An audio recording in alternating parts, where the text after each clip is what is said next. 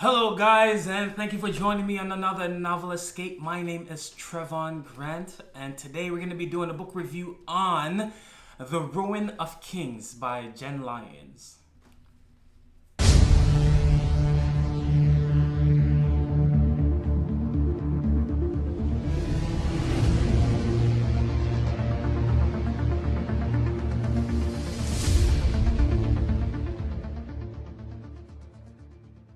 All right, so I'm gonna just start out by reading for you the the book description off of Amazon. I think it pretty much gets the basic idea of what this book is about. Our main character's name is Kieran, and Kieran grew up in the slums of Kor, a thief and a minstrel's son. He's raised on long tales about princesses and princes, and then one day he discovers. By hook and by crook, he discovers that he is a prince, and so he's tried to live like the life of a prince, and then found out that he doesn't really like that life. In the midst, now being a prince, he says, Amazon says, practically a prisoner, Kieran discovers that being a long lost prince is nothing like what the storybooks promised. The storybooks have lied about a lot of things.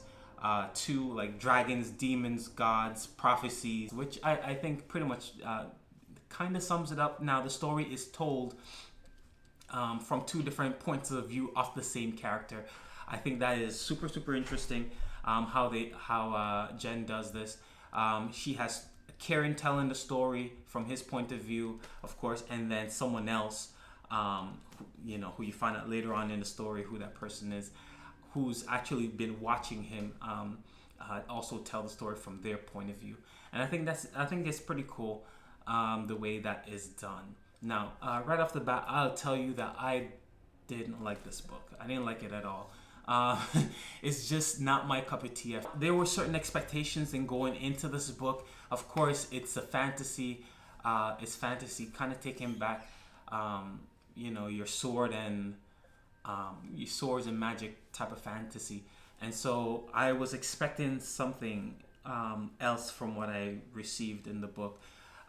First and foremost, like the story seemed to be very character driven, which again, not a bad thing. It's just a choice of writing, but it's just something I wasn't expecting to see. I was looking forward to an overarching situation, but in this story, it just seemed like characters were just going about their business, doing different things. Kieran was discovering this thing, and then got himself into this issue, and so he gained this kind of like antagonist and stuff like that as you go along. But there was no like overall bad person.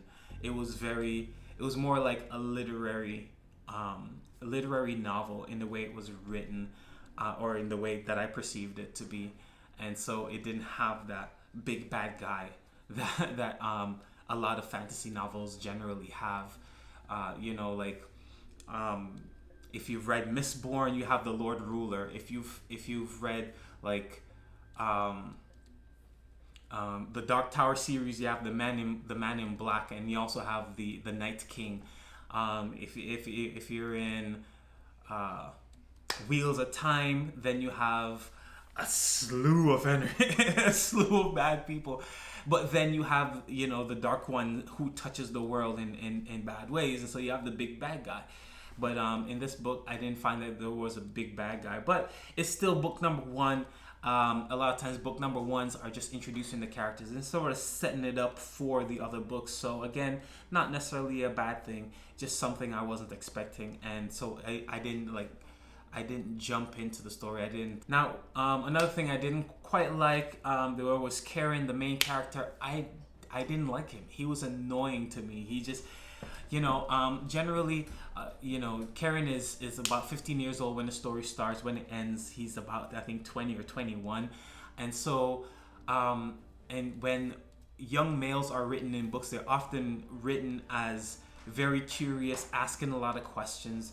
And so on. So therefore, he was written in that way, where he's asking all these questions, and it annoyed me because I've read it like a billion times. And secondly, In asking all these questions, he was asking from a point of view where not that he was trying to learn something. Yes, he did.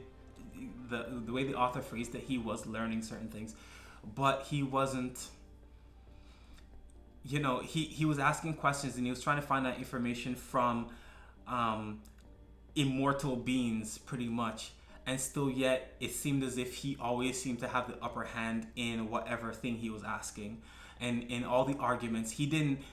Even though he was 15, 16, or 17 years old, he always seemed to be the smarter one or the smartest one in the room, which I don't know. It kind of threw me for a loop. How, again, how is he only 15? He is supposed to be naive in some ways, I guess, generally at 15, but yet he is smarter than immortal beings who've been around for thousands of years.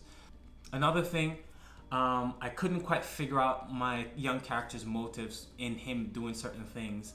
According to his history, I don't want to get into it because I don't want to spoil it for people who do want to read it and for people who might like this kind of story. I couldn't figure out his motives from his history, from where he grew up, and from the things that he was doing. I was like, why are you doing this? Why are you doing these other things? And also, another thing about our main character, I know I'm going in on this main character here, but the way he spoke, right? He was, and actually this has to do with all the main characters, all the main people who were going back and forth, whether it be a main antagonist or the main protagonists, is the way that they were speaking. Again, it's a fantasy. It has a world that's kind of set back in time, kind of medievalish, but yet the way they spoke, they were very like quippy. Like they all had like quick quips, very snarky comments and stuff like that. And so then the story kind of felt more like a YA book, but yet the contents of the things that he was going through reads more like an adult fiction. Now the contents felt more like Game of Thrones, but yet it was a teenager that was going through this. So I'm just like, who is this book for? Young adults, or is it for adults? Because the main character is a young adult. He's kind of going through this grown-up stage and stuff like that, which might go for young people, young adults. But the content was so Game of Thrones-ish, like, again, don't want to spoil some stuff, but like incest and, where he grew up. I don't want to say, but it was very like over-sexualized. There was a lot of brutal and violent scenes inside the book, and so I'm like, if I was recommend this for a young adult, I wouldn't give it to them. After bashing it so much for like the first, 5 to 7, 10 minutes, you would probably think that I have nothing good to say about the book. And I do have certain things, a few good things to say about this book, is that it is well written. I feel, even though I felt like all the characters were quippy, they all sort of spoke the same. They all had quick verbal jabs to each other. I mean, if you do like that kind of thing, then this is the book for you. It's something that is interesting. If you don't mind the violence, if you don't mind all, and if you're not a young adult, because I don't recommend it for young adults at all, and you don't mind the quips, like if you're into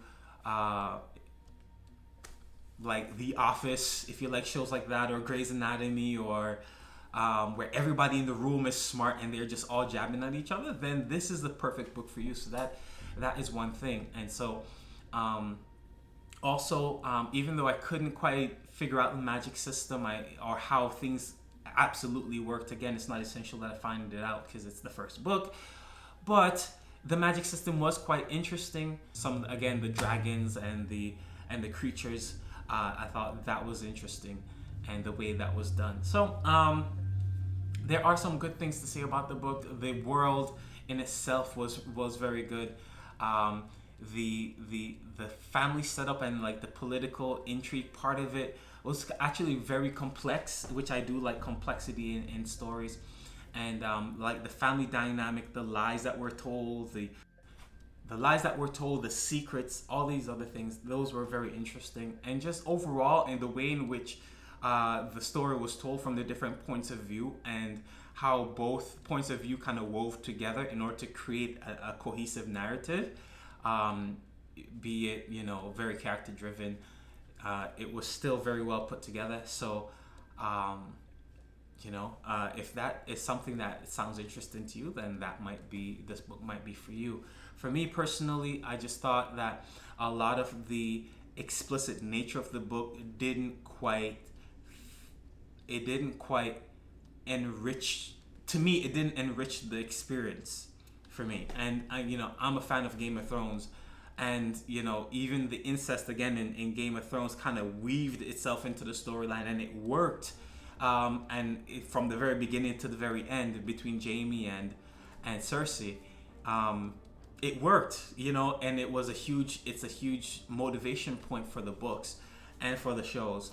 So, but I didn't see why some of these explicit things, like, you could have removed all the explicit stuff out of this book and it wouldn't have changed anything, I don't think. Maybe again, it will play a part in later books. I don't know. Honestly, I don't plan to read the later books, but for this book, it just didn't. And I'm like, why are you putting all this stuff in there? Like, it doesn't make sense. It didn't add to the characters' motives. It didn't add to anything. Like, I was just completely flabbergasted and lost. I was just lost as to why all this stuff was in there. And yeah, maybe I was thinking about it too hard. I don't know. Who knows? So anyways, that is officially my review of Ruin of Kings by Jenn Lyons. If you actually read this book and you liked it, and you don't agree with my review, go ahead and please drop a comment in the section below, in the comments below. I'll definitely like to hear what you liked about this book, and go from there and see what happens. Every book is not for everybody, so this is just my take on it. And from previous videos, you'll see the kind of books that I like and why I think that this book doesn't fit in my list of books or preferred books. So out of 5 stars, I give it a 2.7. Now that's below average, again, for the reasons I mentioned earlier. All right, so I hope you enjoyed it. Thank you so much for joining me on another Novel Escape. Again, my name is Trevon Grant. Hope you have a wonderful day. Peace.